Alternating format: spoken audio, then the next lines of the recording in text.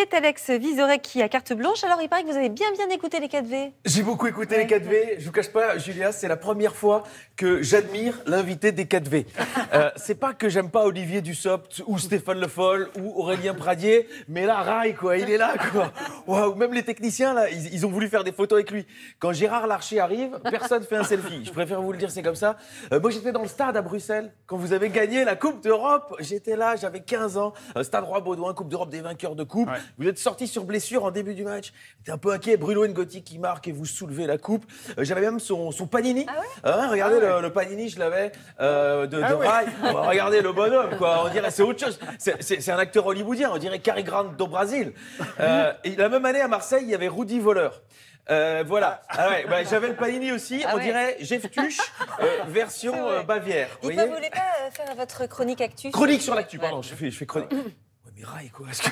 Mais bon, excusez-moi, mais vous vous rendez pas compte, le gars a été élu, il l'a dit, meilleur joueur de l'histoire du PSG. Heureusement que les votants étaient anonymes, sinon Zlatan Ibrahimovic serait allé les chercher un par un pour s'expliquer. Meilleur joueur de l'histoire du PSG, Mbappé, je peux vous dire, il n'a pas fini de râler. Et il a reçu ce prix grâce à son professionnalisme, son abnégation, sa maîtrise. Vous voyez Benoît Paire ? Bah, c'est tout l'inverse. C'est tout l'inverse. Vous savez où vous avez joué votre dernier match pour le PSG ? À Châteauroux. C'était à Châteauroux. C'est un petit peu comme si les Rolling Stones faisaient leurs adieux au point virgule. Ou si vous, Thomas Soto... Attention à Michel Denisot. Ouais, je sais. Il écoute le matin. Si vous, Thomas Soto, vous arrêtiez le JT avec un JT à 22h sur France 3 Limousin. Mais le dernier match que vous avez joué, ça c'était émouvant. Regardez cette photo, c'était au parc. C'était contre Monaco. À tel point que vous avez pleuré après le match, un événement rare puisqu'il a fallu attendre presque 20 ans pour voir un autre Brésilien pleurer avec le maillot du PSG. C'était Neymar, après la remontada de Manchester. Oui. Excusez-moi, il ne vous reste même pas une minute de chronique. Là, on n'a pas parlé d'actu. Je dois faire la chronique. Mais c'est Rai, comment... mais non, mais excusez-moi, mais le gars a reçu la Légion d'honneur. C'était sous François Hollande, mais ça compte quand même. Excusez-moi. Mais oui.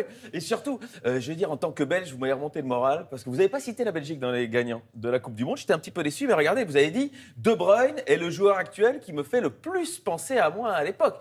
De Bruyne, c'est le meilleur joueur du monde, c'est le prix Socrates, je n'ai pas voulu le dire, mais on est tous d'accord là-dessus.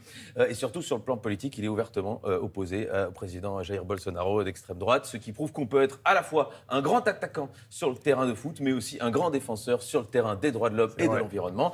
J'y vais, chronique, actu, c'est maintenant. Non mais vous plaisantez ou quoi? C'est terminé là, vous revenez demain pour votre chronique actu. J'avais préparé... Mais c'est fini. Vous avez passé tout votre temps avec Rai, je comprends. Allez, un petit selfie. Attendez, moi aussi je veux venir. Allez-y, pendant ce temps-là, ce qu'on va faire... C'est qu'on va lancer la pub, voilà, et puis on va se retrouver juste après. Merci à Rai d'être venu. Effectivement, ça crée une sacrée effervescence dans le studio et on mettra évidemment cette photo sur les réseaux sociaux. Nous n'épargnerons personne. Merci, on marque une page de pub. Merci Rai, et à tout de suite pour la suite de Télématin.